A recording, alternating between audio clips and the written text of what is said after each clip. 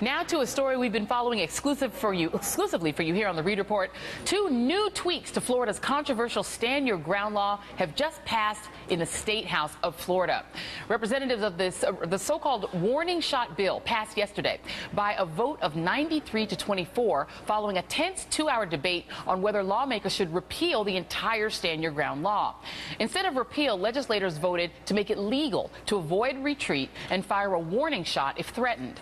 Lawmakers also approved a provision that gives judges more leeway in sentencing people convicted of firing a gun, relaxing mandatory minimum sentencing rules. Both changes were inspired in part by the case of Marissa Alexander, the Jacksonville mother who faces 60 years in prison if she's convicted of firing what she says was a warning shot at her estranged husband after he allegedly attacked her. The Senate takes up the bill next week. We're also paying close attention to the assault on voting. This week, we saw yet another setback. This time, a federal judge ordering the U.S. Elections Assistance Commission to uphold laws in Kansas and Arizona requiring proof of citizenship at voter registration. It means new voters will have to show a birth certificate or passport when they register. This despite any evidence of widespread voter fraud. Kansas Secretary of State Chris Kobach helped push the law through. He's the same guy who has questioned President Obama's birth certificate. He called this week's decision a huge victory. It's a victory for all 50 states, and this court decision reaffirms the right of the states to control the qualifications for electors. The New York Times called out Kobach and other Republicans for their real motives behind the laws, noting in an editorial today, Republican lawmakers who work to impose higher bars to voting, either through proof of citizenship or voter ID laws, are well aware that many of those otherwise eligible voters who still struggle to come up with the required documents, which includes a birth certificate, passport, or driver's license, are more likely to vote Democratic. And in Wisconsin, where the state assembly is aggressively moving forward with new restrictions on voting, one Republican lawmaker is finally fed up. Here's State Senator Dale Schultz on Madison Progressive Radio's The Devil's Advocates program. It's just, I think, sad when a political party, my political party, has so lost faith in its ideas that it's pouring all of its energy into election mechanics. But the fact is, it ought to be abundantly clear to everybody in this state that there is no massive voter fraud. New York University's Brennan Center reports in the months before the 2012 election, lawmakers in 41 states pushed 180 new restrictions on voting. The laws passed in 19 states. With key swing state governorships up for re-election in 2014, not to mention the balance of power in the U.S. Senate at stake, those laws could have a very real impact. And joining me now, Jonathan Capehart, opinion writer for The Washington Post, and Goldie Taylor, a columnist for thegrio.com. Both are MSNBC contributors. So, ladies first, I'm going to start with you, Goldie. These restrictions that we're seeing across the spectrum now, even outside of the South, are really aimed at Democrats, and Republicans aren't exactly hiding it, right? Well, no, they really haven't exactly hit it, but the Kobach out of Kansas really sort of crafted a template for states across the country to use. He's right about one thing. States do have the right to control the qualifications of voters within their states. However, what they don't have the right to do is to erect these undue barriers so that people really can't get over them and into the voting booth. They really cannot impede someone's, fundamental right to vote, which is what some of these laws are out there doing. This really is, we've said a answer in search of a problem that really doesn't exist. Well, for the GOP, a problem really does exist. There is a corner of voters out there. They are non-traditional voters that are most likely to be disenfranchised. They're most likely to be black and brown, most likely to be elderly, they're most likely to be college students, most likely to be people who maybe don't vote in midterms all that often. They are most likely not to come to the poll if you erect just a little bit of a barrier. And so they're out there erecting barriers so they can keep those people who are traditionally Democratic voters away from the polls.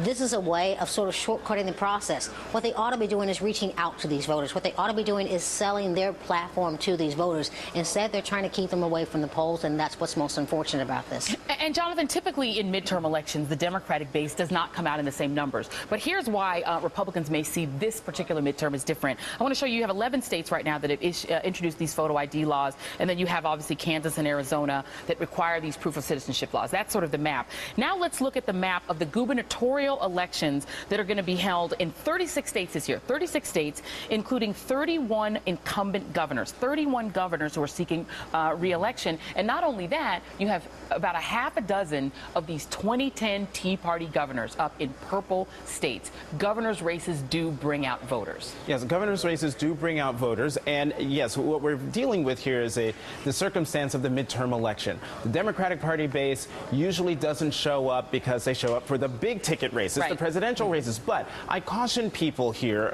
on something. Yes, historically, this is the case, but we saw what happened in Virginia, in the Virginia governor's race. People said Terry McAuliffe would never win because it's an off-year election. The Democratic Party base isn't going to come out.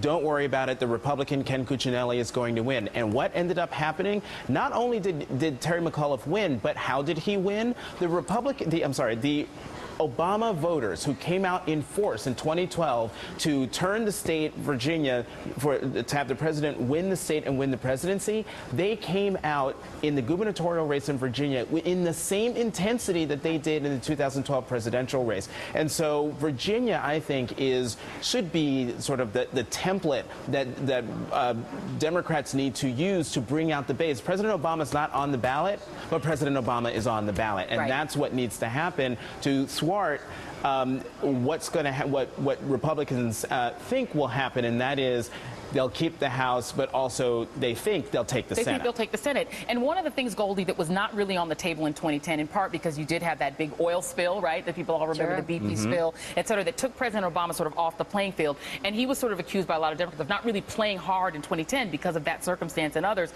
But let's take a listen to the president yesterday, because now he seems to be all in. And the president said yesterday, in midterms we get clobbered, either because we don't think it's important or we become so discouraged about what's happening in Washington, sure, that we think it's not worth our while. Will President Obama be an effective get-out-the-vote sort of personage in the midterms, given that a lot of Democrats are terrified of the Affordable Care Act?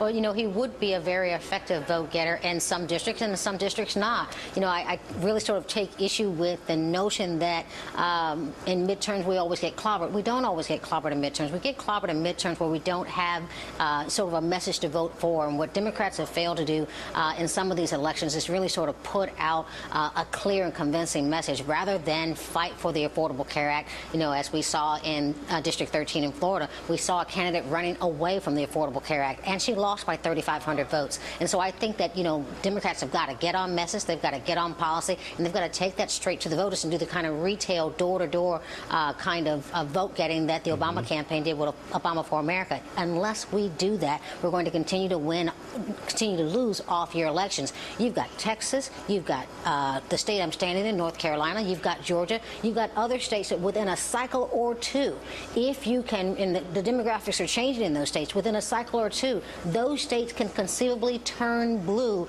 if Democrats do the work of running on their platform, running on policy, and turning out voters like they put, you know, behind on-year elections, as they do, you know, in presidential races, and as they did with the Terry McAuliffe race during the gubernatorial campaign. Yeah, and you've got purple states being governed by Republican legislative sort of law and fiat, and the voters voted for President Obama, but the policies that they are living under are the policies of the Tea Party. So if that doesn't motivate Democrats to vote, Absolutely. I really can't help tell you something. Right. I don't really know what to tell them. All right, Goldie Taylor, Jonathan Capehart, thank you both, and have a great weekend. Thanks, Joy. And don't forget to watch Jonathan, who will be guest hosting Melissa Harris Perry this weekend. That is both Saturday and Sunday at 10 a.m. Eastern right here on MSNBC.